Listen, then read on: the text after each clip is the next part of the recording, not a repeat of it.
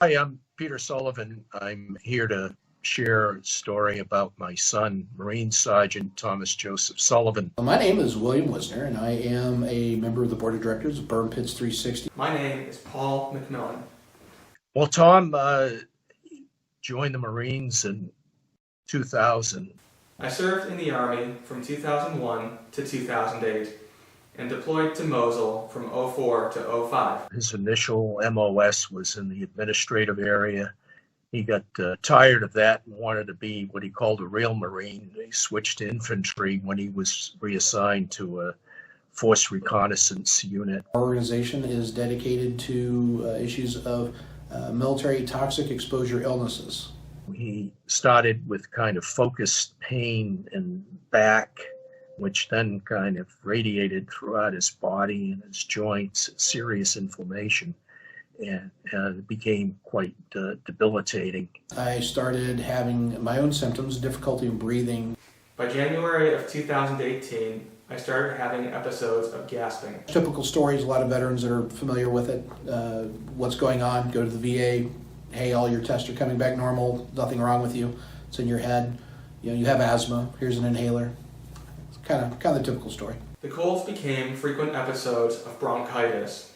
These would keep me in bed for days and then do it again all over. What seems to be the trend is those that have the ability to go to that VA for help are generally shut down at that point. And I think, especially with the respiratory issues, if you're dealing in terms of like the constrictive bronchiolitis issue, which is going to come back normal on those initial assessment tests, the pulmonary function tests and all that, those are going to come back within the normal range. And that's where I think most veterans are shut down and they're told you have asthma and they accept it and move on. His condition got very, very serious, very acute, and with increasingly, kind of hopelessness about getting better.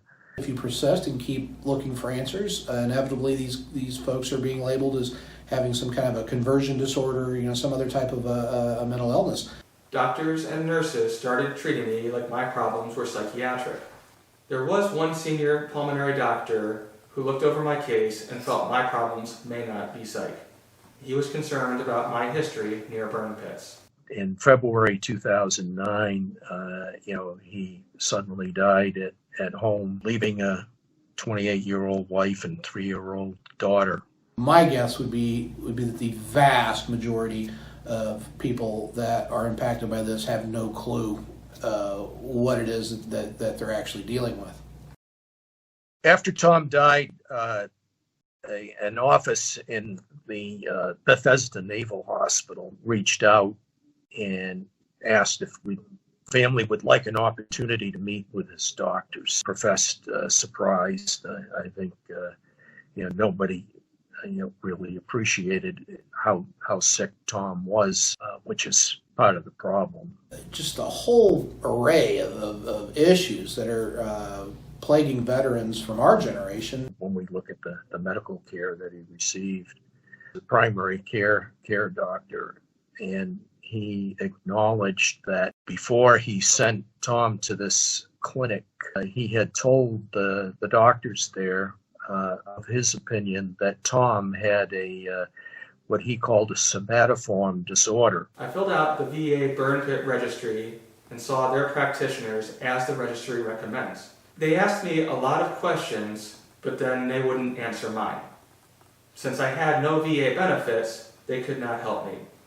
All I could get out of them was I should seek a pulmonary physician as soon as possible. The best thing they can do is equip themselves with the knowledge to give their medical professional. The VA actually produced a letter that goes over considerations for healthcare providers. I think that's probably the most effective thing that you can do.